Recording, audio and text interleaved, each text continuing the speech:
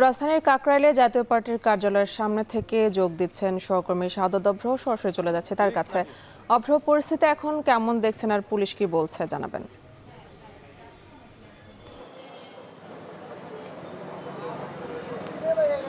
Annie, মূলত হচ্ছে এখানে পুলিশ কিন্তু এখন অবস্থান করছে। আর কাকরাইলের যে কেন্দ্রীয় কার্যালয় জাতীয় পার্টির, সেখানে কিন্তু হচ্ছে আমরা সন্ধ্যা নামার পরপরই দেখতে পাই যে কিছু দুর্বৃত্ত এখানে এসে কিন্তু হচ্ছে হামলা করে। আর এই যে এই ভবনটি, পাঁচতলা ভবন, সেই ভবনটিতে কিন্তু হচ্ছে আগুন ধরিয়ে দেওয়ার চেষ্টা করে।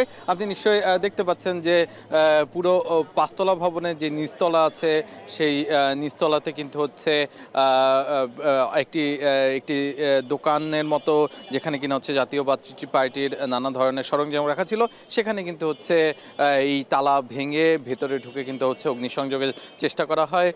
কিছুটা অগ্নিসংযোগ করাও হয়।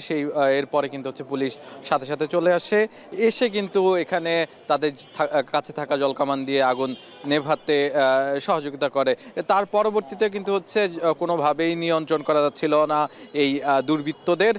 তারা কিন্তু হচ্ছে আপনি দেখতে পাচ্ছেন যে জাতীয় পার্টির লোগো এবং তাদের যে প্রতিষ্ঠাতা চেয়ারম্যান, তার কিন্তু হচ্ছে ছবি এখানে হচ্ছে তুলে ফেলা হয় এবং তার পাশাপাশি ইট পাটকেল ছোড়া শুরু করে। তো এর পরবর্তীতে কিন্তু হচ্ছে আমরা লক্ষ্য করি যে পুলিশ অ্যাকশনে নামে এবং যখন হচ্ছে পুলিশের সাথে দফায় দফায় সংঘর্ষ হয়, ইট পাটকেল ছোড়াছুড়ি, তখন কিন্তু হচ্ছে পুলিশ লাঠিচার্জ করে তাদেরকে কিন্তু হচ্ছে পুরো পল্টন পর্যন্ত কিন্তু দিয়ে আসে।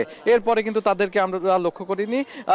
তবে ধারণা করা হয় যে গতকালকের যে ঘটনা, যেখানে হচ্ছে ভিপি নুরুল হক নূরের উপর হামলা করা হয়, সেখান থেকেই কিন্তু হচ্ছে এই যে এখানে এসে দুর্বৃত্তরা জাতীয় পার্টির অফিসে যে হামলা করা, সেটিও কিন্তু হচ্ছে তারই ধারাবাহিকতার একটি অংশ, এমনটাই কিন্তু হচ্ছে অভিযোগ অনেকেরই।